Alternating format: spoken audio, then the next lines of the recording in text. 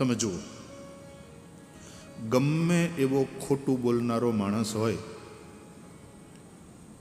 એ પોતાને માટે તો સત્ય જ ઈચ્છે છે કે નહીં? એની આગળ કોઈ ખોટું બોલે એને ગમતું નથી. એની અપેક્ષા એવી છે કે બધા મારી પાસે સાચું જ બોલે. બીજાનું અપમાન કરનારો માણસ, બીજાની સાથે દુર્વ્યવહાર કરનારો માણસ બીજા દ્વારા પોતાનું અપમાન, બીજાનો દુર્વ્યવહાર સહન કરી શકતો નથી. ડગલે ને પગલે બીજાને છેતરનારો માણસ પોતે છેતરાઈ જાય બીજાથી, એને ગમતું નથી. તમને સમજાય છે કાંઈ?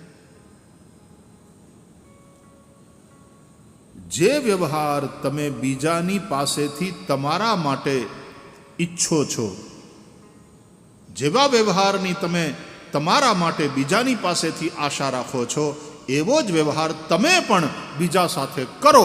એનું નામ ધર્મ. આત્મનઃ પ્રતિકૂલાની પરેશાન ન સમાચરેત. તમને તમારા માટે જે વ્યવહાર પ્રતિકૂળ લાગતો હોય એવો વ્યવહાર તમે બીજા સાથે ન કરો. એશ ધર્મ સનાતન, યહી સનાતન ધર્મ. તમને થોડું વાગી જાય અને તમને કષ્ટ થાય છે તો તમે બીજાને કેમ મારી નાખી શકો? બીજા પ્રાણીઓને કેમ મારી શકો? કે મનુષ્ય મનુષ્યની હત્યા કેવી રીતે કરી શકે? કોઈક ખોટું બોલી તમને છેતરી જાય, તમને નથી ગમતું, તો તમે કેવી રીતે જૂઠું બોલી શકો? નહીં. ધર્મંચર, સત્યમ વદ, ધર્મંચર.